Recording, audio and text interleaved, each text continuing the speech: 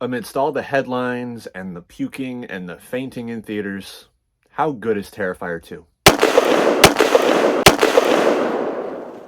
So like I just said before my title card, there has been so many articles written and so many headlines made surrounding this movie and just how grotesque and graphic and violent it is. This movie was only supposed to have a little theatrical run, and then it was supposed to go streaming to Screambox. But it's making buku bucks, Heisenberg, because the budget for this film is only $250,000. And this past weekend, it just crossed 10 million at the box office, which is unheard of. When I think back to the first Terrifier, there's one scene that pops out in everybody's mind, and that's the famous hacksaw kill where he splits the girl down the center. I feel like this movie set out to top that kill, and I think it tops it from the opening sequence. Doesn't waste any time. The very first kill in the very first sequence tops the hacksaw kill, in my opinion. This film was actually released unrated. It was put in theaters with an NC-17 rating. Yeah, I'm not gonna lie or sugarcoat. This movie is fucking brutal. People get fucked up in very fucked up ways. There's a specific instance in this movie where someone dies, and the way they are killed is they have their face blown off with a shotgun. Gross, I know, but that character whose face got blown off, you later see propped up at a dinner table. No face. I'm not saying it's gonna be everybody's cup of tea, but Art the Clown grabs a handful of mashed potatoes and shoves it into this empty, gory void where this woman's face used to be. And I could not help but just laugh hysterically. It was gross, yes, but the fact that Damien, Leone, the director, conceived this idea and managed to put it on screen and release it to the world.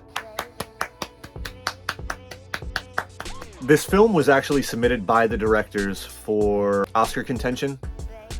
And the directors even said, you know, we know we're not going to win anything, but it'd be worth it to just have the Academy members squirm in their seats as they have to sit through this, just because it's been submitted. I'm not so sure. I think that since there is an effects category for the Oscars, I think this film should win it, because the practical effects and the gore in this movie are top-notch from the genre, and they're the best I've seen in a really long time. Now, when it comes to the horror genre and the Academy, nothing ever gets recommended. Everything always gets overlooked, whether it be effects, screenplay, performances, you name it. The Academy does not give a fuck about horror. But hopefully, with this movie being submitted, something's changed. And not to knock on the first installment, but the acting in this movie is noticeably better, almost right away. Just to point out the obvious, Lauren Lavera is a revelation in this movie. I mean, a complete and total badass. Her acting gets progressively better, but the third act, she just lets it all hang loose, and it's such a good time.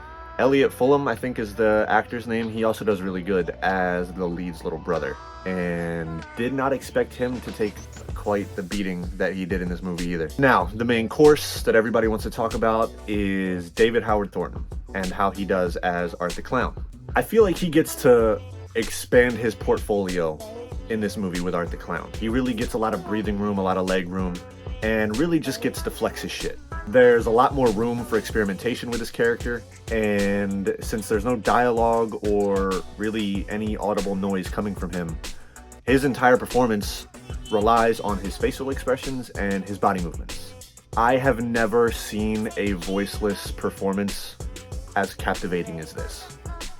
He's so maniacal and sinister and insane. There's no, I mean, I'm struggling to just find adjectives to describe his performance, but it's just fucking, it's so good. With the film being over 2 hours long, Damien Leone really gets to breathe more life into the story that unfolds here. There wasn't really much of a story in the first one. It was pretty straightforward, just a serial killer chasing a bunch of girls on Halloween. This one gives you a little bit more meat on the bone. Could it have been shorter? Yes, it very well could have. Some things could have been shortened, some scenes, but it's always worthy to see a director's vision exactly how he created it in his mind, and to see it play out on screen like that. I will note, because I've seen a lot of discourse on Twitter over this movie has some supernatural elements to it.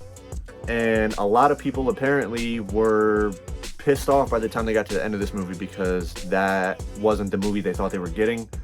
If you watch this movie and you pay attention, there are very obvious hints throughout the movie where this is going to go. I'm not saying it's full-blown supernatural or there's any spirits or anything like that, but some things happen that are out of the realm of possibility. So you have to kind of use your imagination a bit, and there's nothing wrong with that. There's something wrong with people who go into a movie narrow-minded and can't really accept whatever the director has in store for them. That's the problem. As far as I'm concerned, this film is still in theaters. I don't think it's been pulled yet, so definitely check it out in theaters if you want to. If not, you could go on Screenbox where it's streaming, or I think it became available for pre-order on Prime and other platforms like that. So check it out, let me know how you like it, and stop back here for my next video. I'll see y'all then. Peace.